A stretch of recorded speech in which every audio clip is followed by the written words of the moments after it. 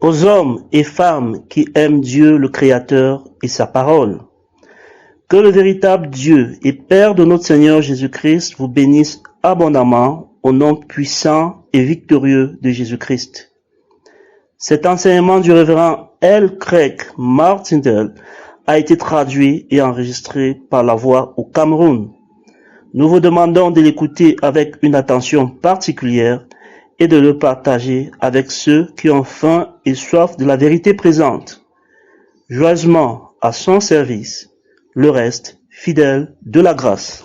God bless you abundantly in the wonderful name of Jesus Christ. Que Dieu vous bénisse abondamment au nom merveilleux de Jésus-Christ. C'est Craig Martindale. Nous faisons un autre enregistrement pour l'enseignement de cette semaine. C'est tout simplement plus propice à certaines choses que nous traitons. Nous vous remercions tous de rester à l'écoute de ces grandes interprétations et de ces grands dévoilements de la parole que Bruce et Valérie vous transmettent par le biais de différents courriels et autres. Nous continuons dans le grand Jérémie 48. Quelle chasse au trésor nous menons. Combien peu de croyants nés de nouveau dans ce monde ont la moindre idée que la vieille nature qui les agace et les harcèle, s'efforçant de les couper d'une relation vraie et vitale avec le Père Céleste, est cette vieille nature, si abondamment mise à nu par la lumière de la parole énergisée. Combien ces vérités ont été cachées dans ces figures de rhétorique.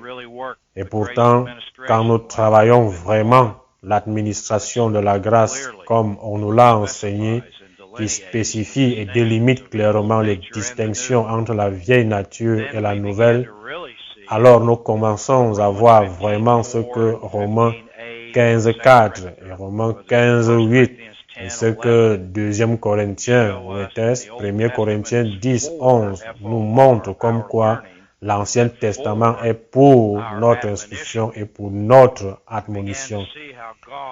Nous avons commencé à voir comment Dieu cachait de magnifiques vérités qui ne seraient révélées que dans l'administration de la grâce, par l'obéissance fidèle aux impératifs qu'elle contient. Il s'agit notamment de naître de nouveau et d'apprendre à opérer le don du Saint-Esprit, croyant pour amener le dynamisme en énergie cinétique, actualisée et déployée en manifestation, notamment au moyen du parler en langue, auquel nous accordons abondamment plus d'honneur à un point tel que davantage de pans entiers de cette parole vont s'ouvrir à nous pour nous aider à gagner cette compétition spirituelle.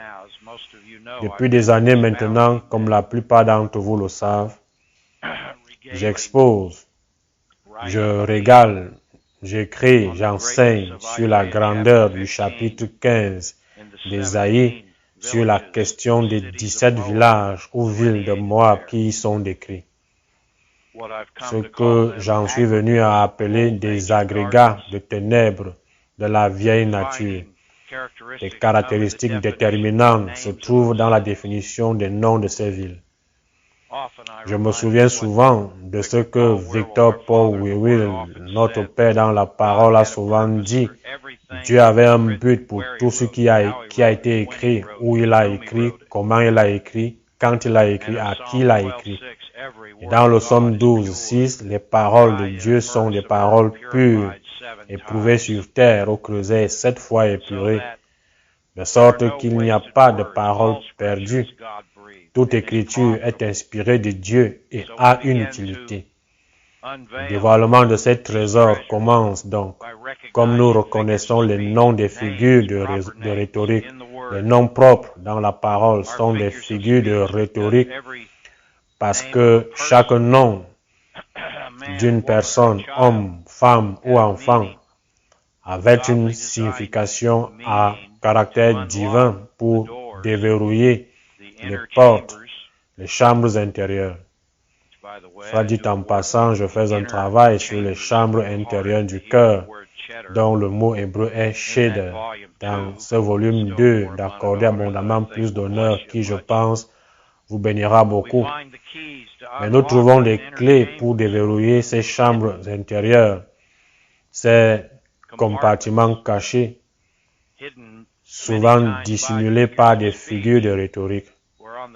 En surface, il n'est pas évident d'appliquer telle ou telle section à ma vie quotidienne. Mais si nous orientons à partir des 7 épîtres de grâce et à partir de cela, comme je l'appelle souvent le filtre des épîtres de grâce, nous pouvons travailler l'Ancien Testament, y compris les évangiles, y compris les épîtres adressés à la future Israël, comme Hébreux, Jacques, 1er, 2e Pierre, et ainsi de suite. Et nous glanons de grands trésors, de grandes richesses de vérité qui nous aident dans notre vie quotidienne. Et c'est ce qui est le but. Nous voulons vivre une vie plus qu'abondante. Le Père veut que nous vivions une vie plus qu'abondante. Nous avons donc découvert, en plus d'Ésaïe, du grand Ésaïe 15, ce que j'appellerais des agrégats fondamentaux dévoilés de la vieille nature. L'une des raisons pour lesquelles je dis cela, et je l'ai compris de plus en plus profondément, c'est que dans Ésaïe, le fil rouge dit qu'il est le germe de Jacob. Son nom était Jacob avant de grandir et de prendre le nom d'Israël. Celui qui prévaut, c'est elle. Et pourtant, dans le germe de Jacob se trouvent de magnifiques fondations auxquelles il faut adhérer, sur lesquelles la grande révélation d'Ésaïe se développe figurativement et narrativement. Et c'est toute une vie de réflexion que d'être capable de réaliser que le titre du fil rouge d'un livre vous donne un grand accès à la division droite de cette unité de révélation sur les 56 que Dieu nous a donnés. Nous voyons donc que dans cette unité de révélation, Ésaïe, qui est défini comme le germe de Jacob, il y a des principes fondamentaux de la reconnaissance de la vieille nature qui doit être détruite et réduite au silence. Oui, il y aura un accomplissement littéral de ce chapitre prophétique, comme de nombreux autres, à la 6e administration, dans les jugements concernant la nation actuelle de Moab et sa destruction ville par ville. Et cependant, Dieu, dans son infinité divine, sa préscience et sa sagesse a stabilisé notre temps. La sagesse est la connaissance de Dieu, pas la science, pas la culture, pas la lignée, pas la politique, mais la révélation de la parole de Dieu est ce qui stabilise notre temps. C'est la révélation de sa parole qui doit être la véritable stabilité de notre temps, comme nous le dit Ésaïe, encore Ésaïe 33, au chapitre 6. Sur cette base, j'ai découvert le grand chapitre 48 de Jérémie il y a quelques années. J'ai travaillé là-dessus par intermittence, en y réfléchissant, en y méditant. Et comme vous le savez, cette dernière semaine, j'ai eu la révélation du feu vert, la porte ouverte pour commencer à enseigner certaines des choses que je comprends. Une de mes premières questions en découvrant ces autres villages moabites ainsi que la répétition de nombreux villages d'Ésaïe 15 était donc: pourquoi ici dans Jérémie? Qu'est-ce que cela ajoute? Quel est le but? Quel est le profit? Eh bien, j'ai rapidement décidé de vérifier le titre du fil rouge. Dans Jérémie, il est notre justice. Jésus-Christ est notre justice. Et plus on y réfléchit, plus on voit que c'est parfait. Si vous savez quelque chose de Jérémie, ses expériences, ses révélations, son courage, son endurance, son obstination à défendre la vérité contre des attaques religieuses et politiques haineuses, et toujours en termes d'accusation, vous comprendrez que Jérémie a été le premier à se battre pour sa cause. Parce que, en gros, quel que soit le déguisement utilisé par le prince de la puissance de l'air pour nous attaquer, et quelle que soit la variété de ses noms et de ses fonctions, comme le tentateur, comme le destructeur, comme le voleur, c'est toujours sa nature d'accusateur qui semble impliquée, et c'est d'autant plus que l'on s'enfonce dans la parole. Parce que sa parole grande, sa plus grande arme est l'accusation, la condamnation, la culpabilité basée sur la peur. Tout est basé sur la peur, bien sûr. Et le docteur Well nous a dit que le plus grand ennemi de l'homme est la peur, bien sûr. Mais c'est sur cette peur que se fondent tous ces assauts en tant que le voleur, en tant que le destructeur, en tant que le prince de la puissance de l'air, et toujours l'accusateur des frères. Comme il est appelé dans l'Apocalypse, je crois que c'est 2:10, il est appelé l'accusateur des frères qui nous accuse nuit et jour. Cela nous indique que quelle que soit la manière dont vous voyez l'ennemi vous attaquer sur ces différents fronts, vous-même, les autres, la religion, la culture, il s'attaque à vous en tant que voleur, en vous dérobant des ressources, le temps, l'énergie. Il vous attaque en tant que destructeur, ce qui est particulièrement remarquable en rapport avec la destruction de la récompense future, de la destruction de votre vrai témoignage selon Dieu pendant que vous marchez sur cette terre, et la destruction de l'accumulation des récompenses futures, parce qu'il ne peut pas détruire notre vie éternelle, parce que nous sommes les enfants de Dieu nés de la semence, Christ en vous qui est la vie éternelle. Mais il s'amuse à ruiner l'avenir en éloignant les gens de la parole. Je m'attarde là-dessus. Mais voilà qu'il nous attaque en tant que destructeur ou prince de la puissance de l'air, ou prince des démons, ou prince de ce monde, ou le dévastateur. Ce sera toujours en tant qu'accusateur. C'est entrelacé, mélangé dans chaque assaut. Et personne n'est à l'abri de ces attaques, en ce sens que de temps en temps, peu importe l'aguerrissement et la maturité en Christ, l'accusateur essaie de s'en prendre à nous, en particulier par l'intermédiaire de personnes qui nous sont proches et qui n'ont peut-être pas la même salinité que nous. L'accusateur, les accusations s'en prennent toujours à nos vies physiques et spirituelles, ignorant l'impact spirituel de ce que nous apportons aux gens dans notre vie. Il s'agit donc d'une vie très souple, vigilante, disciplinée en tant que soldat, athlète et agriculteur, pour être les ouvriers de cette parole droitement divisée pour les reconnaissances, les rapports de pistage, comme j'aime les appeler, d'un point de vue athlétique de notre adversaire. Revenons donc à Jérémie, il est notre justice.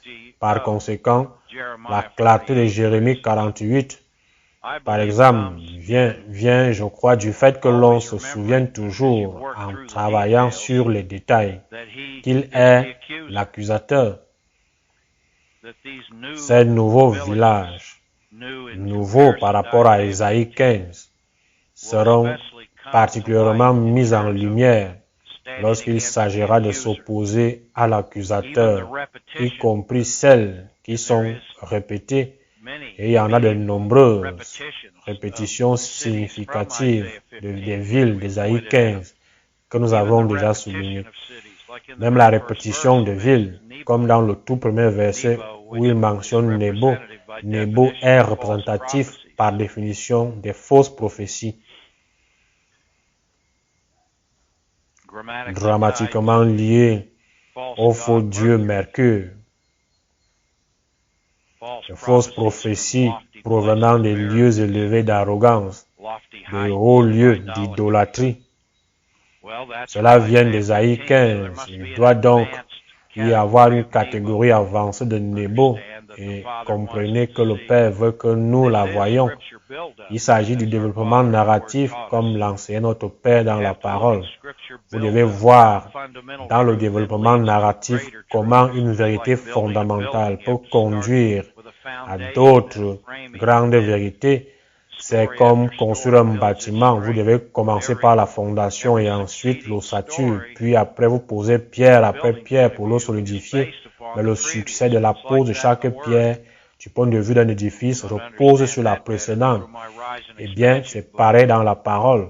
Si vous voulez le comprendre mieux, allez dans mon livre sur l'essor et l'expansion, dans l'introduction où je présente les définitions fondamentales des termes et dont je pense c'est encore l'un des plus grands travaux que j'ai réalisés.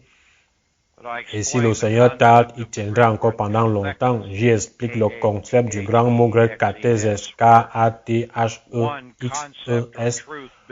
où un concept est ou une vérité bâtie sur une autre. Bien entendu, c'est une expansion du grand enseignement du Dr. Orwell sur le développement narratif. Et combien de fois cela est utile pour que la parole s'interprète elle-même pour votre compréhension. Toutes ces techniques, toutes ces capacités du langage, de la linguistique, de la syntaxe, comme les figures de rhétorique, l'usage grammatical, toute cette division appropriée des administrations, tout cela a pour but de nous ramener à l'intention originelle de Dieu lorsque de saints hommes de Dieu parlaient sous l'expression du Saint-Esprit.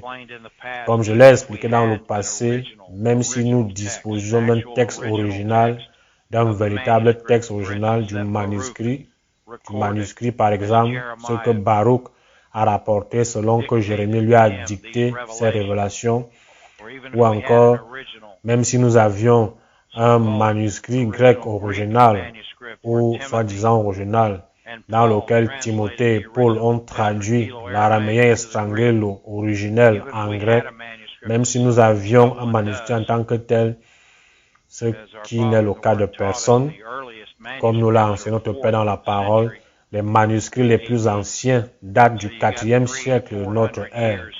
Vous avez donc entre 300 et 400 ans, rien que pour ce qui est de la révélation du Nouveau Testament. Il y a encore bien plus de centaines d'années d'écart avec les originaux de l'Ancien Testament. Ainsi, même si nous disposions d'un manuscrit original, il me serait plus utile de lire ma Bible Louis II. J'aimerais certainement l'avoir ici dans un sens. Mais je ne pourrais pas en faire grand-chose, même si je passais le reste de ma vie à essayer d'apprendre la langue araméenne originale. Parce que Dieu nous a donné un homme qui nous a enseigné comment diviser et étudier droitement cette parole, en dépit de la dilution, dans certains cas, de l'original à travers de multiples traductions et versions. Vous savez, je sais, moi qui ai travaillé dans cet évangile et en ai vu les bienfaits, que nous sommes vraiment revenus à l'intention originelle de Dieu, comme si nous parlions nous-mêmes l'araméen estrangelo et que nous connaissions bien toutes les lois, cette merveilleuse lingua franca, comme il l'appelait, cette langue mondiale et universelle de l'époque. Et chacun peut revenir à l'intention originelle de Dieu, quelle que soit sa langue fondamentale ou les langues qu'il a apprises. Par la suite, en utilisant ces clés pour diviser droitement la parole de vérité. Il y a une perception du cœur. Vous savez, dans le cœur de votre cœur, vous devez voir que la façon dont je traite Isaïe 15 et Jérémie 48 est parfaitement exacte.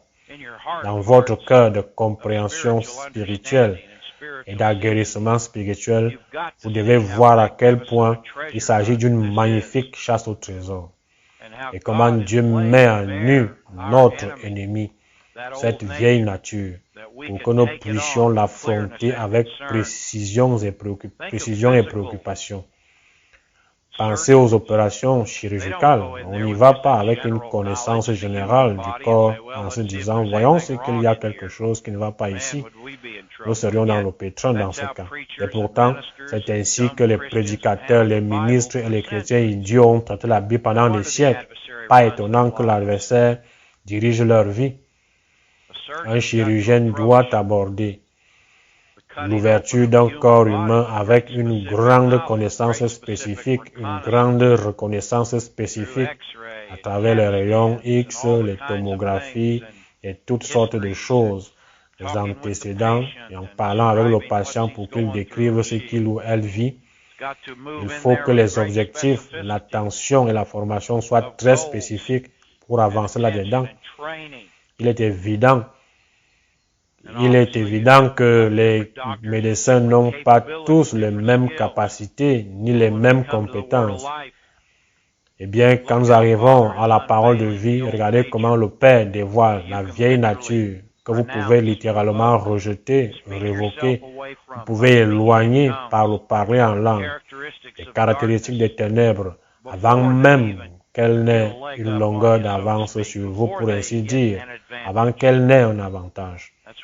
C'est ce que signifie le mot AR de Moab, qui signifie le commencement. Vous pouvez couper les convoitises de la vieille nature, les aptitudes, les objectifs de la vieille nature, les arrogances de la vieille nature. Vous pouvez la couper avant même qu'elle ne prenne pied, qu'elle ne devienne une forteresse.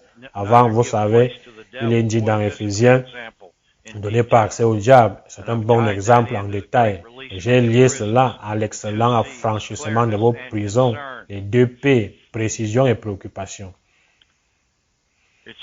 C'est un dévoilement étonnant et merveilleux que le Père nous a donné. Nous avons donc fait un certain nombre de choses au fur et à mesure que vous me suivez. Ce sera, si je compte bien, notre 4e session sur les pierres précieuses et les richesses de Jérémie 48 en ce qui concerne le pays de Moab,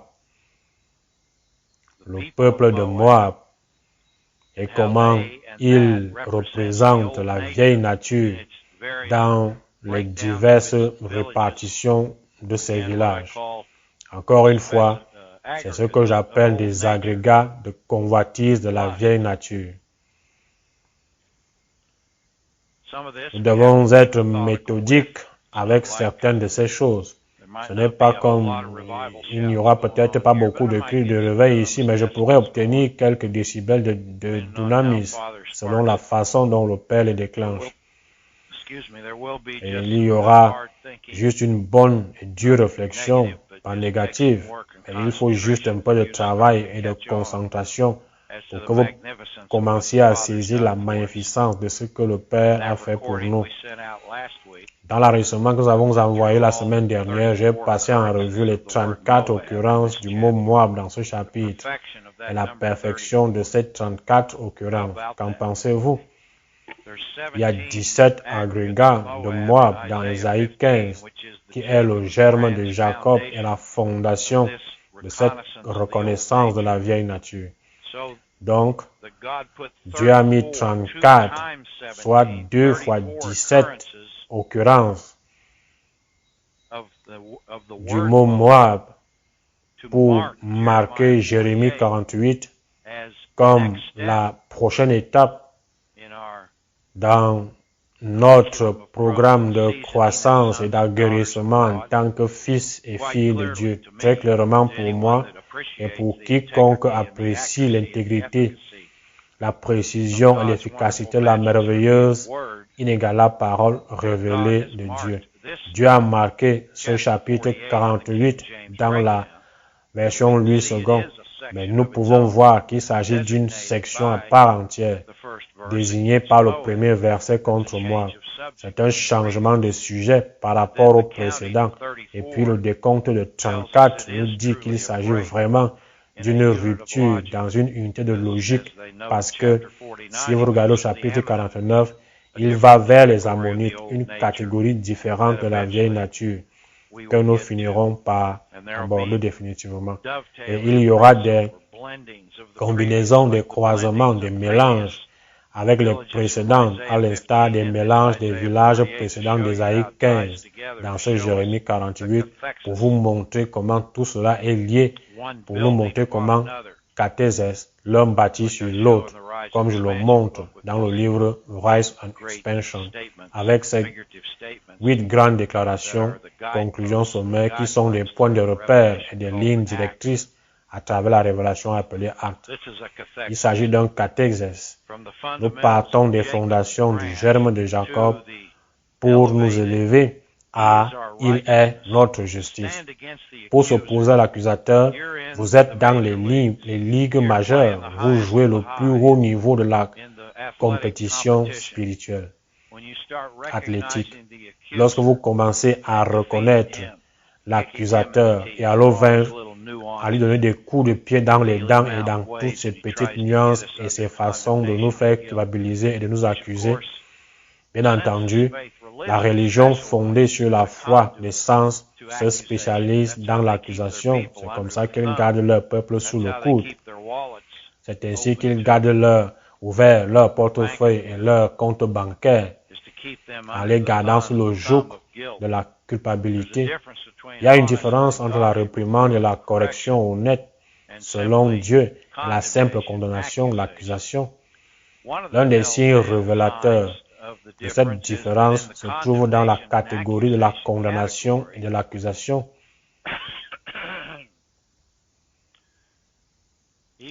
Même s'ils ont une raison valable, disons, de faire une réprimande, ils ne vous donnent jamais de solution pour vous améliorer par rapport à toutes les choses qu'ils vous reprochent. Cérémonies religieusement ritualisées, mandats religieux. L'un des signes authentiques d'une véritable réprimande selon Dieu est qu'il y a toujours une correction, donnée de manière très pratique, comme je l'enseigne, comme vous le partagez lorsque vous aidez les gens. Il y a toujours des moyens très spécifiques et pratiques pour sortir des pièges. Nous avons donc passé en revue les 34 occurrences de Moab dans l'enregistrement précédent et j'espère que vous avez pu les entendre dans les éléments que Bruce et Valérie vous envoient. Et en préparant cet enregistrement hier, je ne m'étais jamais assis pour compter les nouveaux villages de Moab qui apparaissent dans Jérémie 48. Maintenant, je les ai comptés 4 fois. Peut-être que la 5e fois que je les compterai, j'obtiendrai un nombre différent. Je ne sais pas. Mais voilà, devinez combien il y a de nouveaux villages de Moab. Vous l'avez deviné, 17. Si ce n'est pas là la perfection de la conception divine de présenter cette parole dans une séquence de développement narratif, logique, biblique et scriptural, cathésès, l'une s'appuyant sur la suivante. C'est une véritable révélation. J'ai partagé cela avec Deb un peu plus tard. Je me promenais en sautillant. J'étais prêt à enseigner hier jusqu'à ce que j'ai revu cela. Le 7e nombre premier dont j'ai parlé à maintes reprises. Le 7e nombre premier est 17. Et un nombre premier amplifie le nombre entier sur lequel il est basé, 7. Le 7e nombre premier signifie toute la magnifique vérité concernant le nombre 7, qui est énorme. 7 épîtres, 7 jours de la semaine, 7 administrations, encore et encore. 7 semaines entre la Pâque et la Pentecôte, 7 fois 7, 49. Encore et encore. Les 70 qui ont reçu l'Esprit sous Moïse et Josué et toutes sortes d'autres choses, bien sûr. Mais lorsque vous arrivez à un nombre premier, le 7e nombre premier qui est notre 17, tout cela est magnifié, amplifié. Il y a 17 agrégats fondamentaux dans Ésaïe. Vous avez 34, 2 fois 17, usages établis dans Jérémie 48 à propos de Moab. Et maintenant, si j'ai bien compté, nous avons 17 nouveaux agrégats différents de ceux d'Ésaïe 15 pour magnifier encore une fois, amplifier et raffiner, rendre facilement évident. Dans le volume 2, accorder abondamment plus d'honneur, la première étude que je fais est sur le grand bienfait du parler en langue du Dr. Weller, que le Dr. Weller a appelé magnifier Dieu en se basant sur Acte 10, quand Pierre a apporté la parole aux païens pour la première fois et qu'ils ont parlé en langue et ont glorifié I Dieu. do a work on a number Je of travaille sur un occurrences certain of that nombre Greek word d'occurrences du megaluno, mot grec megaluno which would certainly qui illustrate in illustrerait detail some of certainement the things we're en talking détail about here. certaines des choses dont nous The parlons prime ici. number magnifies Le whatever nombre that premier first number magnifie tout ce à refers quoi to. ce nombre premier 17 fait is the référence. seventh prime 17, number. le septième You nombre see, just premier. keep going over this Vous stuff voyez, till vous ne you cessez de understand, revoir ces choses until you jusqu'à ce can que vous apply it, until you compreniez, can jusqu'à ce see que it vous puissiez les for appliquer, yourself when you jusqu'à read ce the que vous word. puissiez les voir par vous-même lorsque And it vous hits you in lisez a la rich, parole deep et qu'elle vous manner. frappe d'une manière riche et profonde. Now, of course, this chapter Bien is sûr, ce expounding chapitre upon s'appuie the sur great les grace grandes epistles, révélations de revelations l'épître de of la renounce grâce. the hidden things Rejeter of les choses dishonesty of honteuses 2 qui se font en Corinthians secret. 4:2. 2 Corinthiens 4, 2. And let us cleanse ourselves Purifiez-vous from de all toute filthiness souillure of de the la flesh and chair et de spirit l'esprit. in 2 En 2 Corinthians Corinthiens 7:1, 7, 1. and Et crucify crucifiez la chair. the flesh from En Galatians Galates 5:24 chapitre and 5, many verset others. 24 et bien d'autres encore. But one this Et l'un week, d'entre I want eux, you cette to turn to semaine, Romans 8.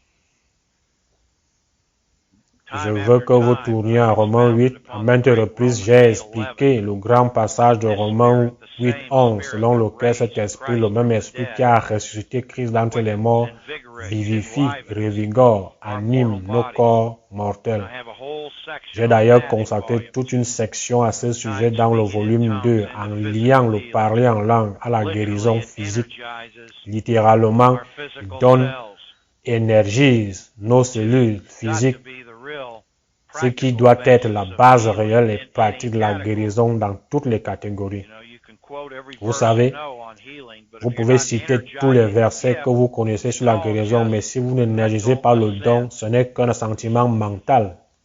As far as Pour God ce works qui est in de you, l'action de I Dieu en understand vous, there's laws je of healing comprends that by qu'il God's existe des mercy He lois de makes guérison que available to Dieu, everyone, par sa miséricorde, met à la causing the rain disposition to de fall on tous, the just qui and fait the tomber la unjust. pluie sur les justes et les But injustes. for that great Mais la God grande given guérison fellowship que je healing veux that I est want, celle because the de la rewards are communion even avec bigger Dieu than parce the que ses récompenses sont encore plus anodynes, grandes que healthy les wholeness that I analgésiques can de enjoy santé et living de this life. l'intégrité They'll dont go je on peux jouir into dans cette vie. eternity.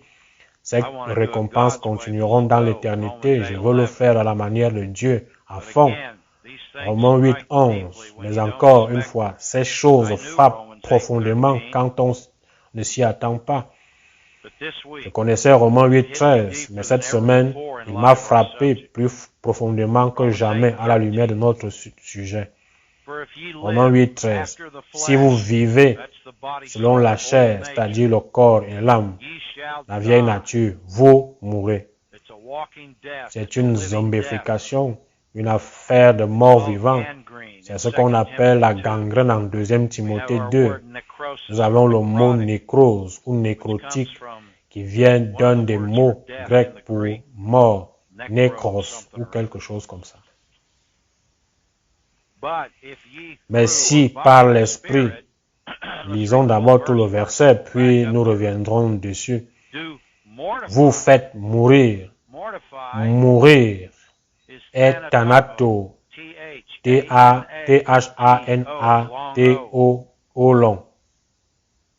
You Marvel fans know the great Les villain actions Thanos. Well, that's du where they corps. got his name, from the Greek word for death.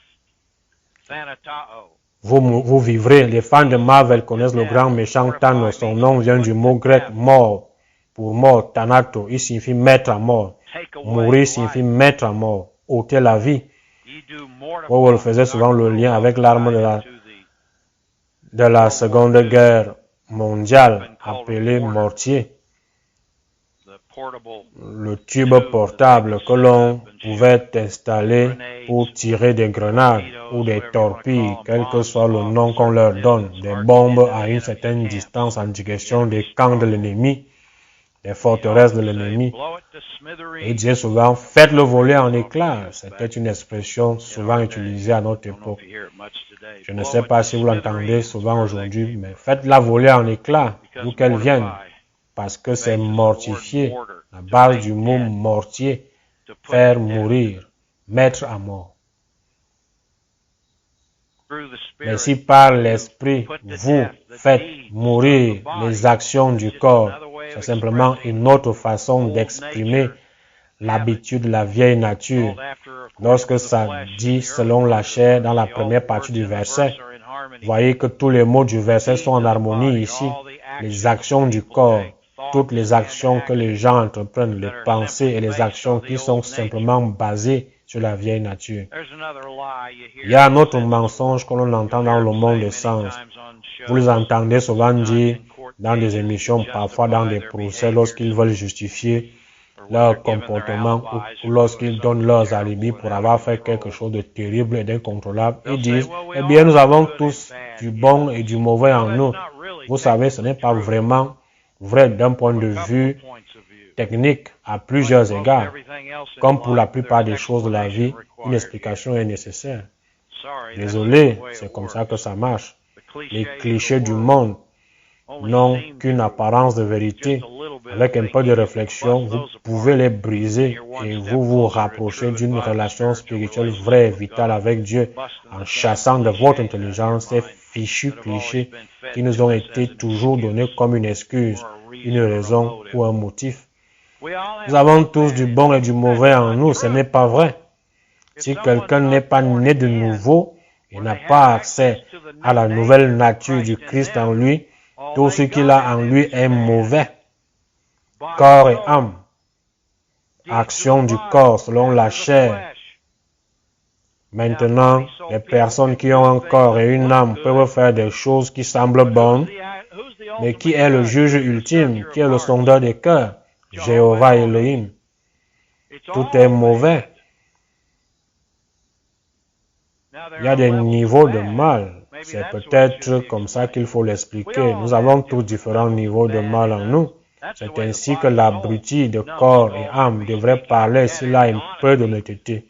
Il n'y a rien de bon en lui. Oh, il a adopté un comportement par imitation en observant comment il peut se faire aimer des gens.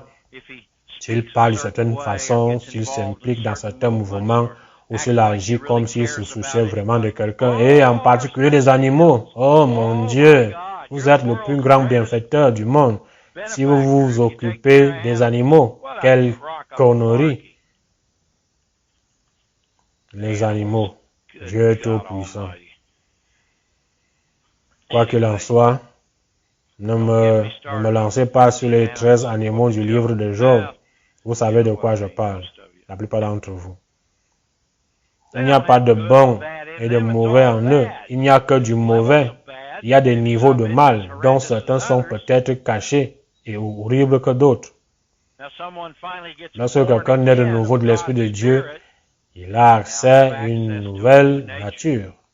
Mais vous savez aussi bien que moi que la plupart de ceux qui sont nés de nouveau, je peux le dire sans me tromper, n'ont jamais appris à exploiter ces ressources et énergiser ce potentiel.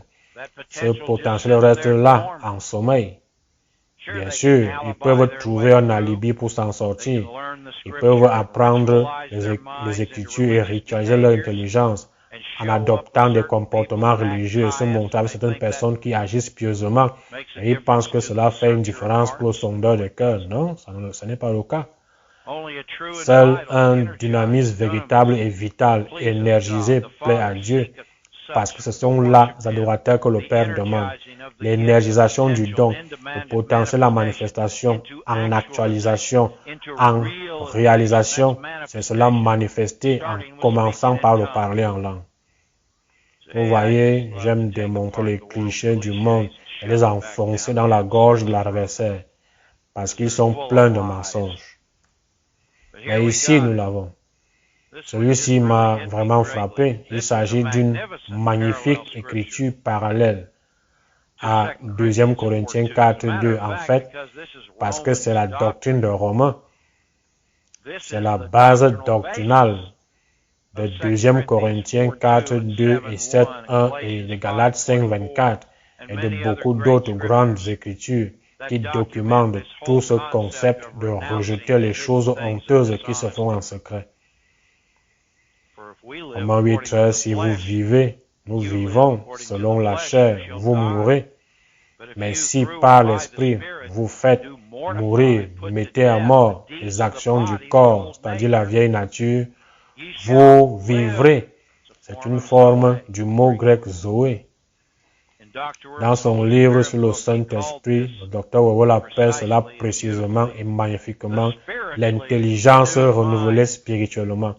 C'est la seule authentique intelligence renouvelée qui existe. Je veux dire que ceux qui ne parlent pas en langue ne peuvent l'appeler l'intelligence renouvelée juste parce qu'ils mémorisent les Écritures, essaient d'aligner leur comportement sur ce qu'ils pensent être la marche dans l'amour, imitent les comportements d'autres personnes qu'ils ont admirées, imitent les comportements des personnes qu'ils ont lues. En général, ils ne font qu'imiter la culture. Et qui est le Dieu de ce monde? Oui. Alors, qui dirige la culture? Oui. Quelle est donc l'authenticité de ce qu'ils appellent l'amour ou les bonnes œuvres? Sans l'énergisation de l'Esprit de Dieu en nous, on n'a pas une authentique intelligence renouvelée, c'est simplement une autre habitude disciplinée par le corps et l'âme. Vous pourriez tout aussi bien vous discipliner avec les clichés de Bouddha, les aphorismes de Mohammed ou les proverbes de l'hindouisme. Qu'il s'agisse des Écritures ou non, il n'y a pas de Saint-Esprit énergisé. S'il n'y a pas de Saint-Esprit énergisé, vivant et vital par le parler en langue, ça n'a aucun impact. Dr. Wawel l'appelle l'intelligence spirituellement renouvelée pour faire valoir ce point contre toutes les contrefaçons religieuses, les artifices religieux, les simulations. Ce mot esprit est pneuma et j'ai écrit tout cela à partir du livre sur le Saint-Esprit. J'aime bien écrire les choses comme ça quand je travaille. Ça aide à les intégrer. C'est dans l'édition du 40e anniversaire, page 239. Mais bien sûr, vous pouvez le trouver. C'est là qu'il traite de toutes les occurrences de pneuma, les 385 de Matthieu à Apocalypse. Et il leur donne des chiffres, un numéro pour chacun. Et ensuite, vous revenez en arrière et vérifiez la définition pour vous assurer que vous pensez correctement. Mais ici, en tant que pneuma, il le définit comme l'entité individuelle, le soi-même, comme moi-même, toi-même, toi lui-même.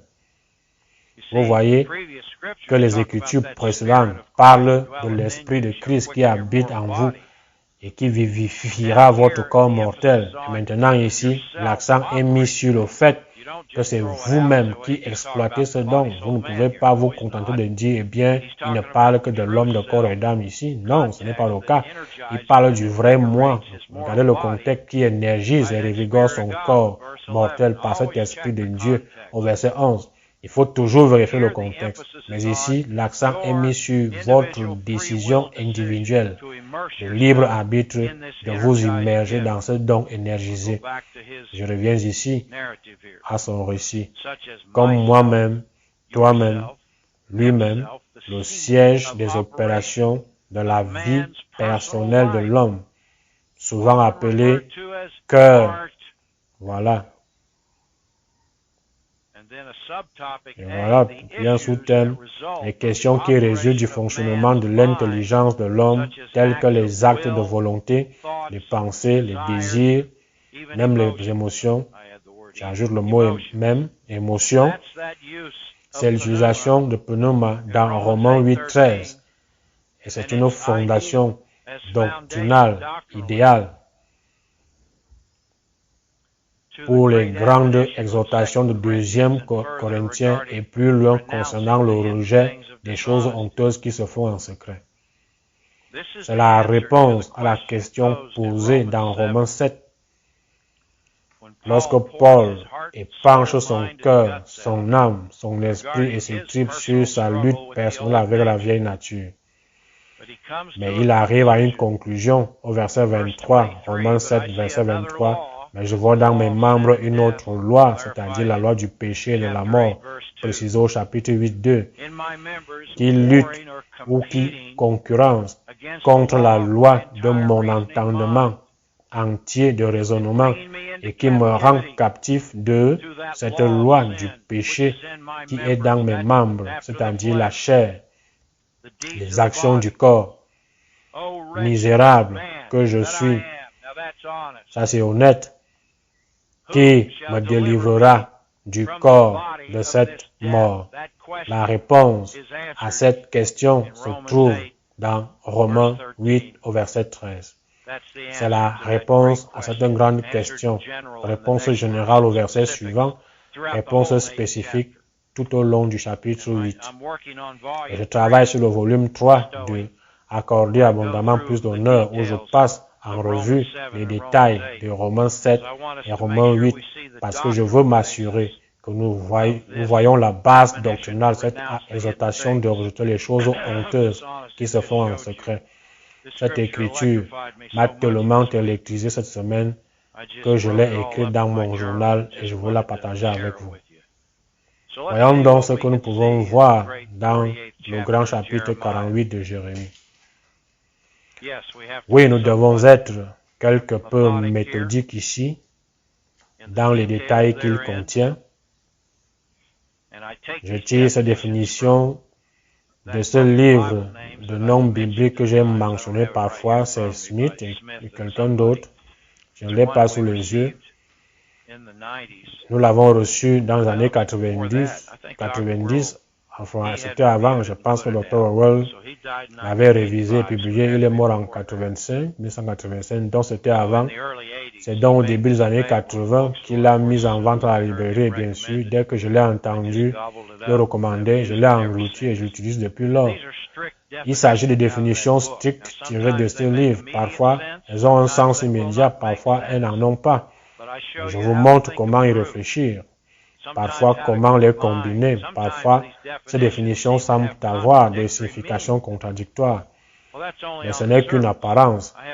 J'ai une grande confiance dans ce livre, le nom biblique. Je l'ai utilisé des centaines et des centaines de fois pendant des années et il m'a vraiment et sincèrement aidé à diviser droitement la parole. Encore une fois, c'est un héritage de notre Père dans la parole qu'il ait recommandé ce livre et l'ait mis dans la librairie à l'époque, tout comme Wilson's Old Testament Word Studies. En plus, bien sûr, des concordances de Young, de Strong, la concordance de Bullinger et de tous ces autres ouvrages. Ainsi, Jérémie 48, verset 1, sur Moab, ainsi parle l'Éternel, Jéhovah, des armées, le Dieu, Elohim et Israël. Il y a là Jéhovah et Elohim, et il faudra les deux pour résister à la vieille nature. Malheur à Nebo, ça c'est une répétition de l'un des agrégats fondamentaux d'Ésaïe 15, car elle est ravagée. Kirjataïm est confuse, elle est prise, c'est le premier nouveau nom. Il est très similaire à K-I-R dans Ésaïe. Mais je sais maintenant qu'il doit être rendu par un nouveau nom parce que sans ces rendus de Ki, comme celui-ci, comme Kireres et d'autres, le nombre 17 ne pourrait pas être atteint. Cela me dit qu'il faut les traiter comme de nouveaux agrégats. De toute évidence, cela ressemble à la fondation d'Ésaïe 15.1 où qui de Moab est ravagé et réduit au silence. Voici une interprétation de ce mot racine et encore une fois, mes prononciations sont probablement assez mauvaises. Alors vous les spécialistes de l'hébreu, essayez de ne pas me reprocher mes capacités linguistiques de natif de l'Oklahoma, mais Kirjataïm est confuse et prise. La première chose notée est bien sûr qui à la base signifie un mur de terre ou un mur. Ici, cette version plus longue signifie une ville double, une ville à double muraille. Eh bien, évidemment, c'est un pas en avant dans l'opposition de l'adversaire à notre relation avec le Père.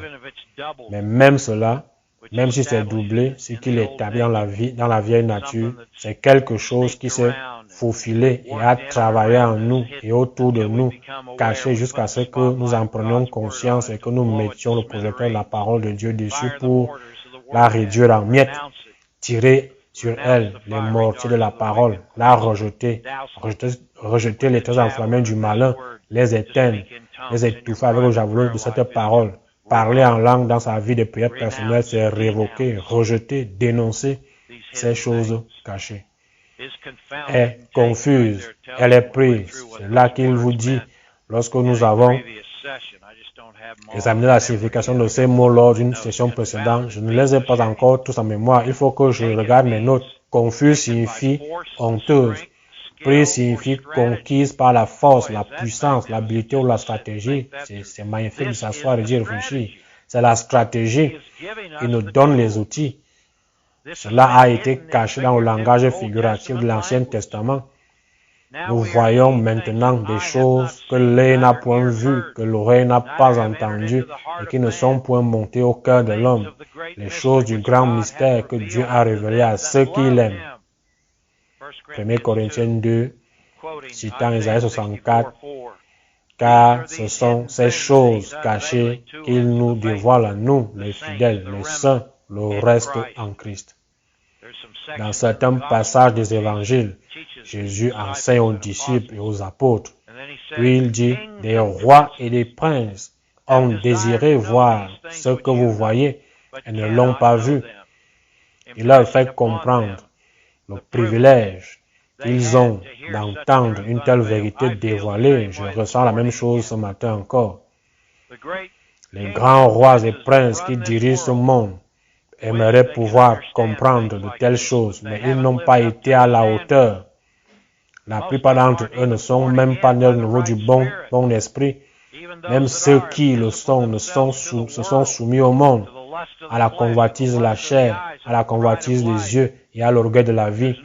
Et il n'est pas question pour eux d'aller à l'encontre de ces esprits qu'ils ont servis parce qu'ils considèrent comme trop précieux quel est le mot, leur prestige, leur richesse, leur merveilleux amis en papier mâché, leurs faux amis en guise de guirlande. Ils les honorent, ils le gardent, ils le vénèrent chaque matin. Leur première pensée est de savoir comment devenir plus célèbre, plus prestigieux, plus riche, plus puissant. C'est pourquoi ils n'entendent pas ce genre de choses.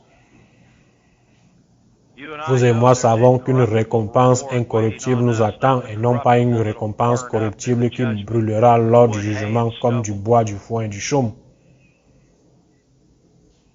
Confuse et prise par la stratégie, regardez la stratégie.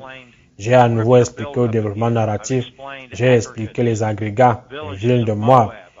Je vous ai montré la source de Moab et la rencontre illicite entre la fille de Lot et l'ivresse du père.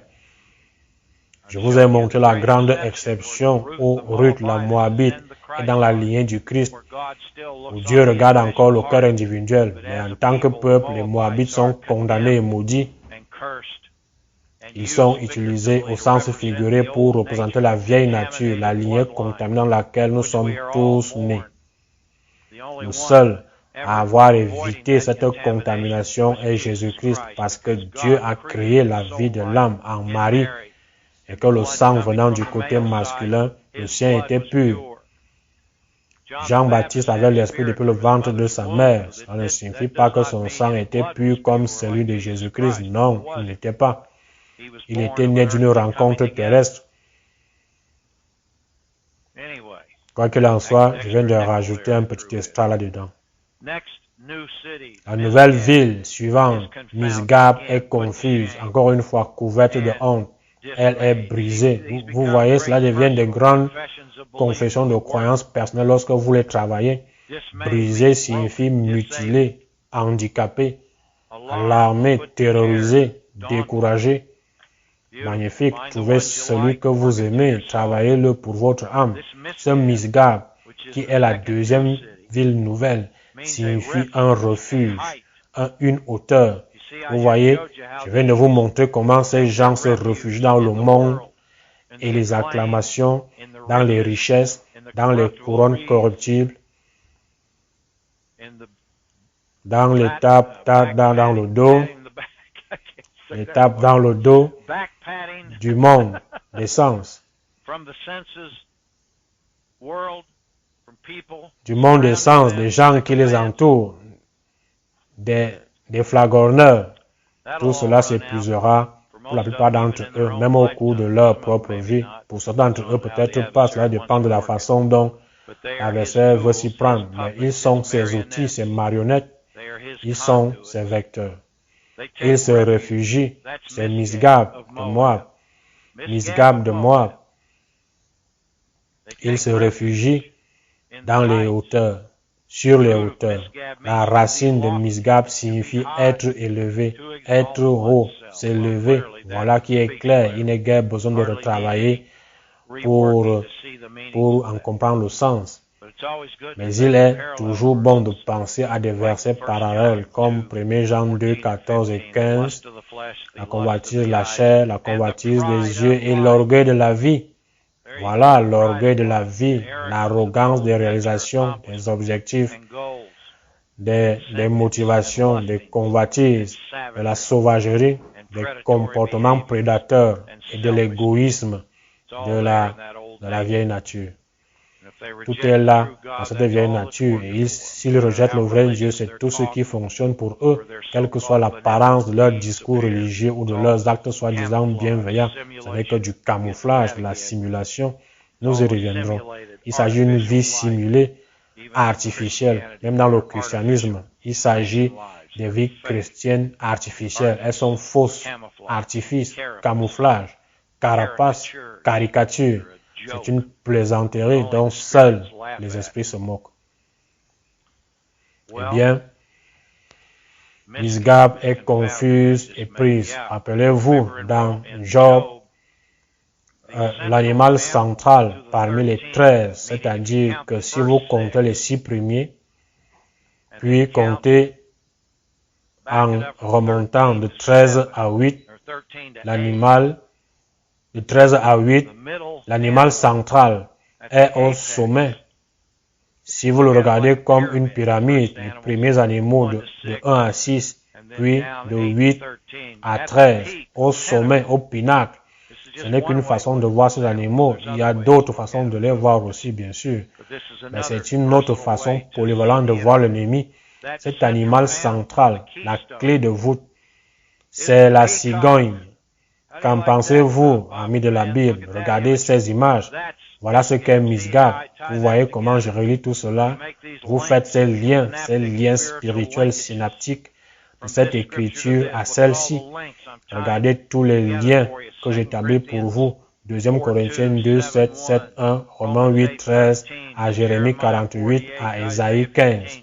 Tous ces liens sont des confluents de la compréhension qui, par une pensée significative, des répétitions, une étude, font maintenant partie de la fibre, de l'acier de votre vie, de la barre d'armature de votre vie. L'armature est cet acier, je suppose qu'elle est faite d'acier, d'une sorte de mélange de fer. Vous savez, lorsqu'on coule du béton, il faut qu'il y ait une armature ossature, sinon il s'effrite et tombe en morceaux. Même sur un trottoir, il y a des fils de fer qui s'étendent. Ensuite, il y a les barres d'armature. Ces barres pour toute structure qui a besoin de force pour résister aux pressions, aux intempéries et au vent. Sans les barres d'armature, le béton s'effrite, pourrit, se désintègre. C'est un mortier non tempéré de la crasse. C'est un badigeon. Pour l'eau classée dans la catégorie des murs, de briques et du mortier, le mortier est aussi l'armature au sens figuré. On se renforce de l'intérieur. Mais les personnes qui passent leur temps à se demander ce qui se passe dans le monde, et c'est là qu'elles puisent leur inspiration, qu'elles se divertissent et qu'elles s'orientent. C'est là que la majorité de leurs pensées sont gaspillées et investies. Alors la culture du monde devient ce que l'on appelle le fer à béton. Et ce fer à béton est pourri. Les gens de la construction savent ce que ce mot signifie. Vous l'avez entendu, vous l'avez fait. Misgab est confuse, est brisé, découragé, il s'enfuit. Voilà les 2 premières villes nouvelles. La 3e vient au verset 2. Elle n'est plus la gloire de Moab, mon vieux, j'espère que c'est le cas. À Hesbon, celui-ci est en Ésaïe 15. On médite sa perte. Allons, exterminons-le du milieu des nations. Toi aussi, Madmen, tu seras détruite. L'épée marche derrière toi. C'est l'épée de la parole, le scalpel à double tranchant, si vous voulez. Et comme précédemment, Matmen, qui est la translittération de ce mot hébreu Matmena, a deux grandes significations. Colline d'immondice ou tas de fumier, tas de compost, tas de merde. Je suppose que le compost a une connotation positive pour vous, les jardiniers, alors je ne l'appellerai pas compost.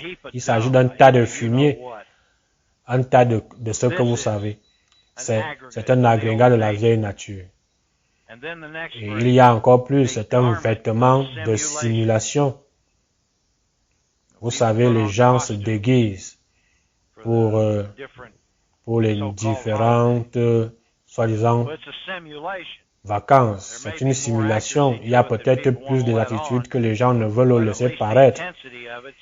Mais au moins l'intensité est une insinuation, c'est une simulation, c'est un artifice, c'est un camouflage. Ce n'est pas ce qu'ils sont vraiment. Il s'agit donc de la combinaison d'une colline d'immondice et d'un vêtement simulé. Nous sommes donc revêtus de la puissance d'en haut, revêtus de enduits fermés, avec, au point que la figure de rhétorique l'exprime comme mettre un nouveau costume. On l'enlève l'ancien et on met le nouveau de l'intérieur vers l'extérieur. On est revêtu de la puissance d'en haut. Ainsi, quelqu'un qui n'est pas revêtu du don énergisé en manifestation par lequel la parole habite abondamment à l'intérieur est revêtu d'un vêtement d'immondice. C'est exact, un vêtement de déchet, un vêtement d'égout. Aussi bienveillante qu'elle puisse se présenter, du point de vue de Dieu, elle n'est pas d'une odeur agréable, elle pue. C'est la flatulence du dragon. Voilà une bien bonne pour vous, n'est-ce pas poétique? La flatulence du dragon, la flatulence du Léviathan, la litose de Cétus, n'est-ce pas frappant, mon vieux? Pour moi, oui. Maintenant, alors que nous parcourons ces versets, le prochain nouveau village se trouve au verset 7. Car, parce que tu t'es confié dans tes œuvres et dans tes trésors, toi aussi tu seras pris. Et Kémosh s'en ira en captivité avec ses prêtres et avec ses chefs. Il s'agit d'un ensemble, peut-être pas d'un village. Je n'ai pas vérifié, mais c'est certainement le nom du dieu des Moabites, ce qui le place dans la catégorie des agrégats. Il pourrait très bien s'agir d'un village, je n'en sais rien, nous pourrons le vérifier assez facilement. Mais ce Kémosh, qui est le quatrième agrégat noté, il vaut mieux l'appeler ainsi pour l'instant, apparaît 3 fois dans ce chapitre. Qu'en est-il de la signification spirituelle? Il apparaît également au verset 13, puis jusqu'au verset 46. Il s'agit donc d'une couverture d'idolâtrie qui s'étend sur tout le chapitre. En comptant les villes, je n'ai pas compté Kémosh 3 fois. Je ne l'ai compté qu'une fois parce que j'ai dit qu'il y avait 17 agrégats ajoutés. Je ferais mieux de le dire tout de suite. Agrégats de Moab. Mais c'est une grande réalité de réaliser que 3 étant le nombre de la complétude divine, Kémosh apparaît 3 fois en tant que Dieu des Moabites. Il signifie littéralement le rapide, celui qui soumet, celui qui coupe, et aussi celui qui s'en va ou qui fuit. Lorsque j'ai lu cela pour la première fois, j'ai immédiatement pensé à Cétus, à la fois le monstre marin et la plus grande constellation du ciel. Et pourtant, elle n'englobe pas tous les cieux. Elle est encore très petite comparée à l'immensité du royaume céleste que nous considérons comme le toit de notre monde. Mais c'est le plus grand, ce qui est en soi un grand point d'influence de l'adversaire, le monstre marin. C'est l'une de ces constellations qui disparaît périodiquement derrière l'horizon. Périodiquement et systématiquement, il disparaît. Il existe un mot pour désigner ce type d'arrangement stellaire. Il figure dans le grand ouvrage de Bulling intitulé Witness of the Stars. Je ne m'en souviens plus, mais je pense qu'il s'agit d'une étoile variable, une variable, où elle semble clignoter de façon intermittente. Mais ce qu'elle fait, c'est qu'elle ne clignote pas littéralement, mais elle se cache derrière un autre corps, ou dans le cas de Cetus, auquel je pense en termes de départ ou de fuite, qu'elle se cache sous l'horizon. C'est notre adversaire. Le secret de son succès réside dans le secret de ses mouvements. Il y a un grand corollaire à cette illustration Chemosh. C'est le quatrième agrégat. Le suivant arrive d'accord. Le verset 13 est Chemosh, une fois de plus en travaillant avec tout un tas de notes ici. Voyons voir. D'accord, je pense que le suivant est au verset 19. Si je n'ai pas raté quelque chose, je pense que le suivant est au verset 19. Avant cela, vous verrez beaucoup d'autres villages de Moab, d'Ésaïe, réitérés et des utilisations du mot Moab. Mais ici au verset 19, tiens-toi sur le chemin et regarde, habitante d'Aroër. Interroge le fuyard, le réchappé, demande qu'est-il arrivé. En d'autres termes, il se tient là, terrible. Où allez-vous tous? Que se passe-t-il? C'est une image mentale intéressante. Ce mot A-R-O-E-R signifie un arbre nu, rendre nu ou sans défense. Vous savez, dans la parole, nu a souvent un sens figuré de faible, désarmé, anémié. C'est ce qui est arrivé à Adam et Ève lorsqu'ils sont tombés. Leur nudité, leur anémie, leur faiblesse ont été exposées. Un arbre nu, l'impuissance, le vide, le dénuement, c'est assez clair, sans fruit. Il y a ce niveau de... Regardez ce que l'accusateur peut faire aux gens. Si vous avez vécu assez longtemps, nous avons tous été attaqués par l'accusateur. Il nous est peut-être même arrivé de penser à abandonner cette parole de vie parce que les accusations vous assaillent de toutes parts. Et parfois, elles viennent des gens dont vous pensiez qu'ils vous aimaient et à qui vous essayez encore de donner le bénéfice du doute. Et vous, bien sûr, si vous tenez bon, vous découvrez plus tard qu'ils n'étaient que des manipulateurs, un tas de ragoteurs, un paquet de fainéantises, à l'instar des consolateurs fâchés vis-à-vis de Job. Cette accusation peut réduire un homme en néant plus vite que n'importe quoi, réduire une vraie femme de Dieu en néant plus vite que n'importe quoi. Et voilà, c'est Aroër, quelle que soit la façon dont vous prononcez ce mot stupide, pas un mot stupide, enfin bref. Aroër, peut-être que c'est ça. Nous réduisons ce truc à l'impuissance lorsque nous rejetons les choses honteuses qui se font en secret. Nous réduisons notre vieille nature, cet aspect à être vide, indigent, stérile. Même si elle a essayé de le faire contre nous, nous avons inversé les rôles. Nous nous précipitons sur une troupe, nous franchissons une muraille, nous révoquons et dénonçons, nous condamnons dans un sens pieux ces habitudes de honte de la vieille nature. Le suivant se trouve au verset 20. Moab est confus car il est brisé, poussé des gémissements et des cris, publié sur l'Arnon que Moab est ravagé. Voici un autre, un nouveau Arnon. Il signifie murmure, rugissement, torrent bruyant. Ce mot contient d'autres expressions très précieuses. La racine de ce mot Arnon, qui signifie murmure, rugissement, est émettre un son en trémolo, duquel dérive le mot trembler ou tremblant. Maintenant, puisque c'est un agrégat de la vieille nature, il ne peut donc pas s'agir d'un tremblement selon Dieu face à la grandeur de sa parole, comme je l'ai vécu plusieurs fois cette semaine quand j'ai vu la grandeur de Romains 8:13. Et quand j'ai découvert cette nouvelle ville, je tremblais d'admiration, de reconnaissance et de respect. Il n'y avait pas de peur là-dedans. Mais ici, il s'agit d'un autre type de tremblement. Cela signifie littéralement faire vibrer la voix. Rappelez-vous, j'ai enseigné il y a quelques années quand je traitais de l'esprit familier que le mot pour ventriloquie est apparenté à un esprit familier et signifie parler du ventre. C'est un discours artificiel. Parler d'un ventriloque indique que l'analogie implique que quelqu'un d'autre contrôle les cordes vocales. Et c'est certainement le fait d'un esprit familier. Et vous avez vu certains de ces ventriloques.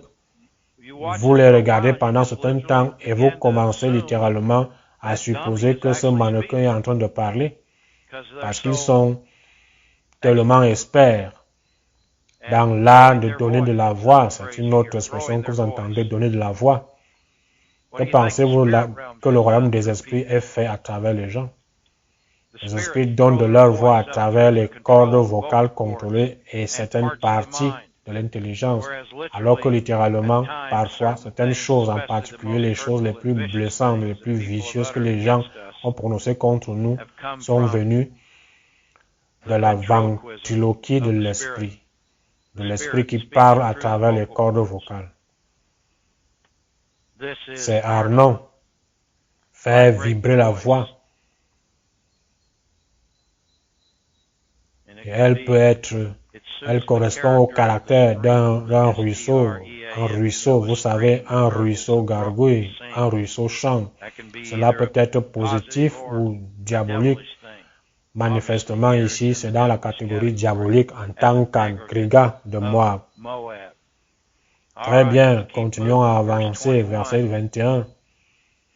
Le châtiment est venu sur le pays de la plaine, sur Holon, sur Jahat, sur Mephat. Jahat, d'après mes références, est le même mot que Jahat d'Ésaïe 15. Encore une fois, ce qui m'a convaincu de retenir ce terme comme ancien, c'est le nombre 17. Mais je crois que c'est la bonne façon de voir les choses, parce que le mélange de l'ancien et du nouveau vous montre l'effet de queue d'aronde, grâce auquel Dieu ne dit pas que vous devez maintenant ignorer Ésaïe 15, mais que vous devez mélanger votre connaissance de cette vérité fondamentale avec ce niveau plus élevé d'attaque par accusation enregistré dans la grande révélation de Jérémie.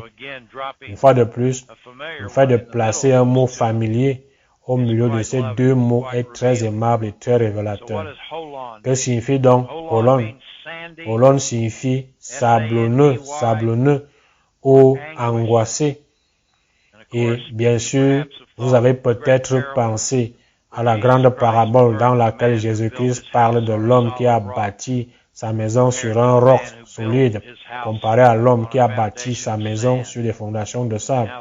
Et comment les tempêtes sont arrivées et bien sûr ont emporté la maison construite sur le sable.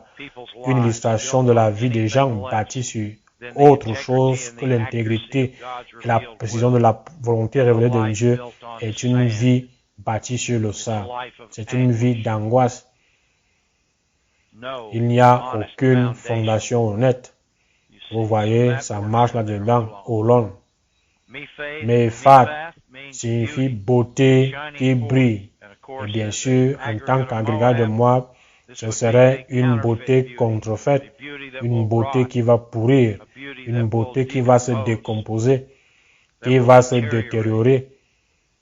Et lorsque les gens investissent leurs allégeances, leur loyauté, leur arrogance idolâtre dans les systèmes du monde, c'est très souvent à travers une personne, une entreprise, une dénomination, une église, un ensemble de soi-disant croyances éthiques qui ne sont pas du tout éthiques si on les compare à la parole.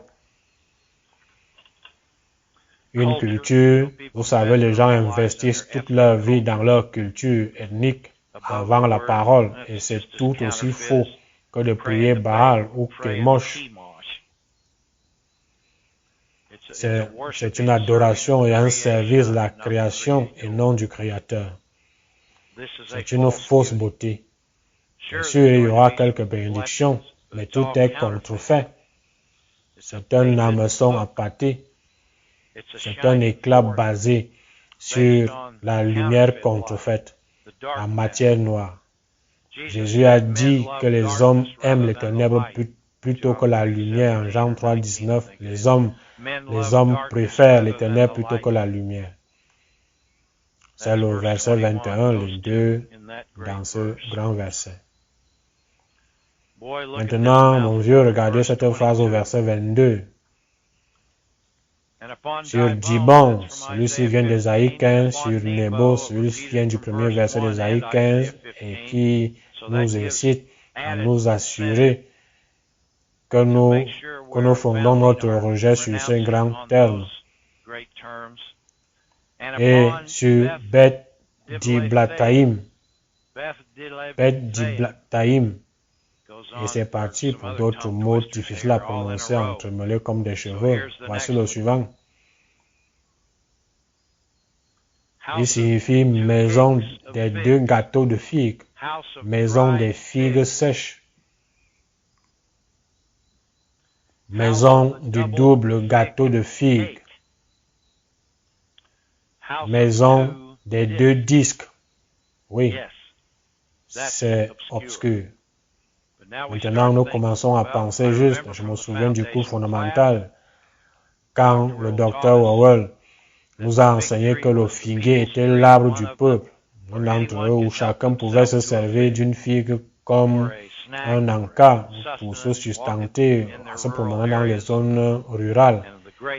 Et de la grande malédiction du figuier dont il est rapporté qu'il s'est desséché à partir des racines. Jésus l'a maudit parce qu'il n'y avait pas de figues. Et c'est devenu une grande figure de rhétorique faisant référence à la nation d'Israël. Le fait qu'Israël n'ait pas produit de figues authentiques indique l'infécondité de leur vie. Ainsi, le mieux que je puisse faire à propos de ces deux gâteaux de figues, de cette maison de figues sèches, c'est l'église aujourd'hui, c'est l'église en ruine. Une maison au double gâteau de figues, ce sont les foyers d'idolâtrie qui n'ont pas l'intégrité et l'exactitude de la parole, qui ont cet esprit familier de ventriloque, qui travaille à travers eux, au lieu du véritable esprit de Dieu qui les anime. Il s'agit bien sûr d'un agrégat de moi. Et je sais donc qu'il doit y avoir une honte spirituelle conséquente. C'est pourquoi je dirais que les deux signifient que c'est établi. C'est pourquoi nous le détruisons et le réduisons au silence avant que quelque chose comme cela puisse être établi, où la substance du monde physique est la résolution totale de l'intelligence de quelqu'un. Et c'est la peur. Ils sont terrifiés à l'idée de ne pas avoir assez d'argent pour se nourrir, se loger, profiter de tous les luxes dont ils ont joui depuis des années. Et ils disent, j'ai peur pour mes enfants. Cela semble bienveillant, mais c'est toujours la peur qui les pousse. Tous les animaux s'occupent de leurs petits. En quoi cela signifie-t-il quelque chose de spécial? Cela ne signifie rien de spécial si votre motivation n'est pas d'aimer Dieu et de respecter ses commandements. Et dans tout cela, vous voulez prendre soin de votre famille, bien sûr. Mais pour ce faire, vous voulez prendre des bonnes décisions, des décisions appropriées en fonction de votre croyance. Et quand les gens se vendent dans le seul but, vous savez, ils disent, eh bien, c'est comme ça que je beurre mon pain. J'ai besoin de gagner, vous savez. Je dois, en tant que quarterback, gagner 52 millions de dollars par an avant de prendre ce petit bout de cuir et de le donner à un autre crétin en ville. C'est de la connerie, de la foutaise. Vous parlez d'un monde déréglé. Les salaires que ces gars-là touchent. Oh. Je ne suis pas jaloux, je dis simplement les choses telles que je les vois. Vous parlez de crétins à 2 balles, vendus au cours du monde, à la convoitise de la chair, à la convoitise des yeux et à l'orgueil de la vie. C'est remarquable. Et pourtant, ce sont les héros d'une culture, n'est-ce pas? Au verset 23, on répète Kirjathaïm du verset 1, ce qui ajoute de l'importance. C'est une répétition. Et voici quelques nouveaux noms. Sur Beth Gamoul, sur Beth Meon. Beth Gamoul signifie maison des rétribués, des récompensés, maison des sevrés, des sevrés. Sevrés indique donc une maturité. Cela indique qu'ils sont devenus matures dans la convoitise de la vieille nature et qu'ils sont devenus habiles à le dissimuler dans une culture en vous impliquant dans toutes sortes d'activités caritatives ou autres. Vous savez, c'est des milliers de façons de cacher le véritable égoïsme de la vieille nature qui domine l'intérieur des gens en le couvrant avec toutes ces bonnes paroles et ces discours soi-disant justes. C'est la maison des sevrés. Beth Meon signifie maison d'habitation. Cela signifie que la vieille nature, dans une certaine catégorie, s'installe comme chez elle, devient une telle partie de la nature des gens qu'ils ne peuvent même plus faire la différence. Cela les rend complètement aveugles. C'est être lobotomisé, ce qui renvoie à un travail antérieur que nous avons fait, et coupé et élagué par la peur. Cela devient une maison d'habitation, cette partie de leur intelligence, pour la domination de la vieille nature. Et lorsque cette vieille nature s'entasse, ces caractéristiques de la vieille nature, qui en elles-mêmes ne sont pas esprits diaboliques, je ne dis pas cela. Lorsqu'elles s'installent, elles deviennent des portes de la possession par les esprits diaboliques. Ce sont les clés qui ouvrent les portes de l'intelligence pour que les démons aient la liberté d'y entrer et d'en sortir. C'est certain. Et lorsque ce Beth Meon entre sans crier gare dans la maturité de sa convoitise prédatrice, vous avez un homme complètement intimidé, même s'il ne la met pas, intimidé par les accusations, le chantage de Satan à travers le monde des sens, complètement dirigé par la peur. Aucune chance d'avoir un esprit honnête dans cette catégorie auprès du Père. Et cela, bien sûr, les place ensuite dans la catégorie vide, balayée et garnie, de sorte que le terrestre, le sensuel, le diabolique puisse être accéléré à un niveau d'octane élevé par la possession par des esprits diaboliques. C'est une très bonne explication. Verset 24, Kérijot, c'est une expansion de Ki, mais c'est un mot à part entière. Kérijot signifie ville ou récitation. Voilà vos aphorismes, vos proverbes douteux et vos syllogismes erronés sur lesquels les gens fondent leur vie. En fait, ils les répètent comme des perroquets ce qu'ils ont entendu. 99% des athlètes interviewés à la télévision ne valent pas la peine d'être écoutés parce qu'ils ne font que répéter ce que certains journalistes sportifs ont déjà dit, ou ils répètent simplement ce qu'un magnat des médias ou un présentateur sportif a dit. Ils n'ont aucune pensée originale. Ils sont les moins dignes d'essayer d'expliquer leurs capacités, alors que les fans veulent toujours savoir comment as-tu fait ça, à quoi as-tu pensé. Vous savez, on demandait à Michael Phelps, à quoi pensez-vous lorsque vous participez à cette compétition olympique et que vous faites des brasses pendant la nage? Il a répondu, rien.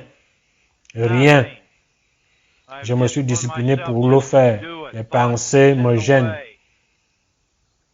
Eh bien, je peux vous dire que quelque chose est de travers ici, même si, oui, j'admire ce type jusqu'à un certain point aussi, mais comme le Dr. Howell nous l'a appris, toute personne qui atteint le sommet du monde doit être aidée par un esprit.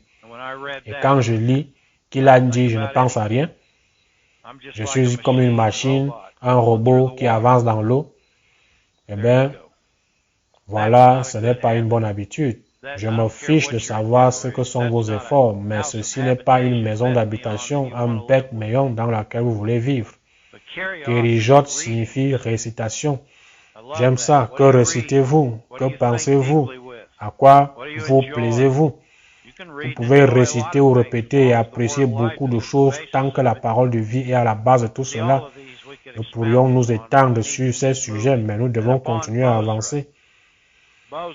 Sur Bosra, Bosra signifie une fortification, une vendange, une bergerie. La racine signifie cueillir la vendange, rendre inaccessible. Puis, il signifie être assiégé. Tous ces termes s'intègrent donc ici. Vous avez beaucoup de munitions avec lesquelles vous pouvez réfléchir. Eh bien, la vieille nature fournit une fortification. C'est une fortification contrefaite. C'est le mortier non travaillé d'Ézéchiel 14. Les scories, ce n'est qu'une fausse force. Une fausse force. Rappelez-vous que le mortier non armé n'est pas du tout du mortier, c'est simplement du badigeon. Le lait de chaux n'a pas la force de maintenir les briques ensemble, il en a l'apparence. Mais le mortier authentique est ce qui maintient le mur. Je pense à cela avec Bosra. Puis nous continuons.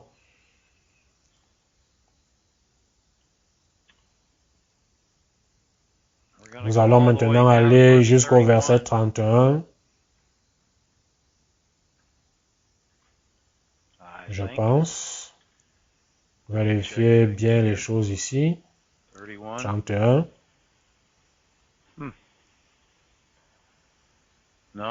Oui, c'est pourquoi je gémis sur Moab, je gémis sur tout Moab. On soupire pour les gens de Ki-Héres. Est-ce un nouveau nom? Ki-Héres. Nous avons Kérijot, Kirijataïm. Je crois que c'est nouveau. Je devrais l'avoir dans mes notes ici. J'en ai peut-être oublié un. Eh bien, que vos cœurs soient bénis. Oui, il est là, c'est là. Je n'ai pas pu le trouver au milieu de toutes ces notes manuscrites sur format A5. On soupire pour les gens de Ki-Héres, c'est un nouveau rendu, donc c'est un nouveau concept, un nouvel agrégat. Encore une fois, c'est similaire, mais on lit le mur est en terre. Peut-être l'accent mis sur la nature terreuse de la terre contaminée. La vieille nature est basée sur la contamination depuis la chute d'Adam et Ève. La contamination du paradis dans lequel ils vivaient. Les contaminations illustrées par le déluge de Noé et les eaux salées qui ont contaminé et empoisonné toute la terre. Les contaminations du grand tremblement de terre de Pélec qui a séparé les continents, le grand éclatement d'une partie de la tour de Babel. Les contaminations des hommes nés de la semence du serpent. Les premières villes ont été construites par Caïn, le premier homme né de la semence du serpent. Le premier meurtrier a construit la première ville. Mon Dieu, voilà qui est fort éloquent dans bien des domaines. Le mur est en terre, c'est le mieux que je puisse faire pour l'instant. Voyez ce que vous pouvez faire de cela. Verset 32. Vigne de Sibma, je pleure sur toi plus que sur Jaïzer. Tes rameaux allaient au-delà de la mer. Ils s'étendaient jusqu'à la mer de Jaïzer. Le dévastateur s'est jeté sur ta récolte et sur ta vendange.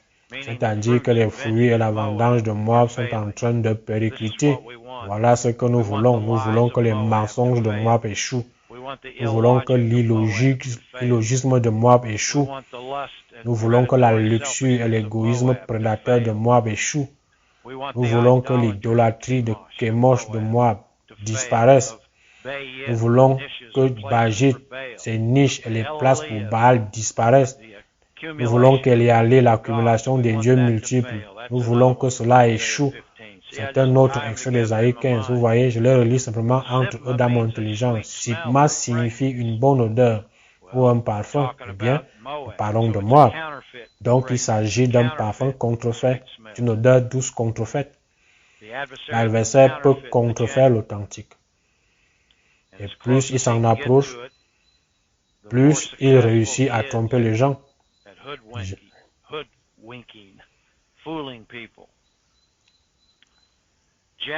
Jaïzer est un nouveau, même s'il semble similaire. mais c'est un nouveau mentionné 2 fois dans ce verset et qui signifie que le Seigneur est, que Dieu est. Il s'agit de Kémosh, le Dieu moabite, le poursuivant, le fuyant, celui qui se cache. Ce sont les faux dieux de Baal, Baït et Éléalé d'Ésaïe 15.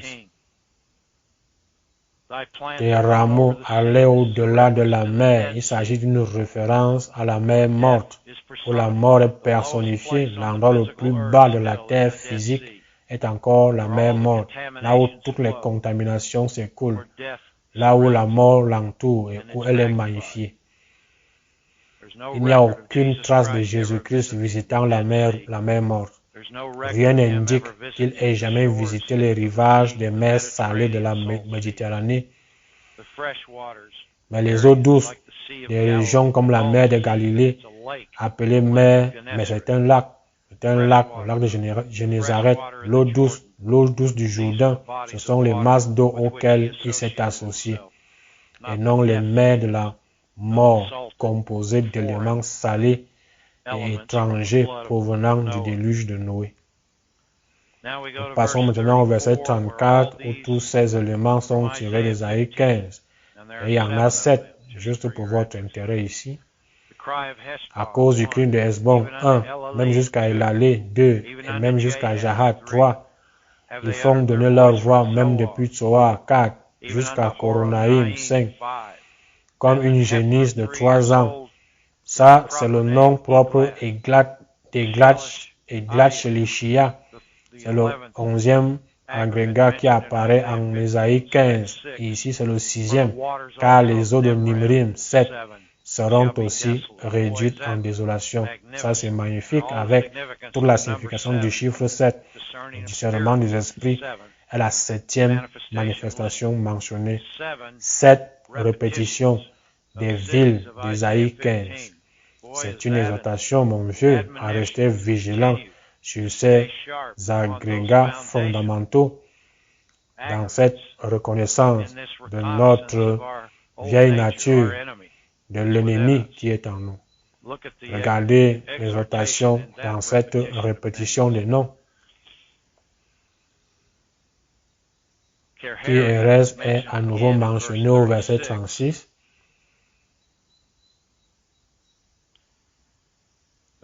Mais bien sûr, nous avons déjà traité cela. Nous devons donc descendre au verset 41 qui mentionne à nouveau Kérijot. Ceci a déjà été noté. Maintenant, nous allons au verset 45.